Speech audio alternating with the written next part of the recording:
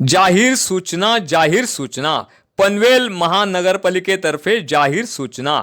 कोरोनाचा प्रादुर्भाव रोखण्यासाठी पनवेल महानगरपालिका हद्दीत साथरोग प्रतिबंधात्मक कायद्यानुसार अंमलबजावणी करण्याबाबत नागरिकांना सूचना देऊन सुद्धा पालन न केल्याने पनवेल महानगरपालिका हद्दीमध्ये पुन्हा कोरोनाचा प्रादुर्भाव झपाट्याने वाढत असल्याने कोरोना विषाणूचा प्रादुर्भाव रोखण्यासाठी पुढील प्रमाणे कारवाई करण्यात येईल। नंबर 1, सार्वजनिक ठिकाणी चेहऱ्यावर कायम मास्क किंवा रुमाल न वापरल्यास 500 रुपये दंड आकारण्यात येईल अथवा फौजदारी कारवाई करण्यात येईल। नंबर 2, सार्वजनिक ठिकाणी थुंकल्यास 1000 रुपये दंड अथवा फौजदारी कारवाई करण्यात येईल।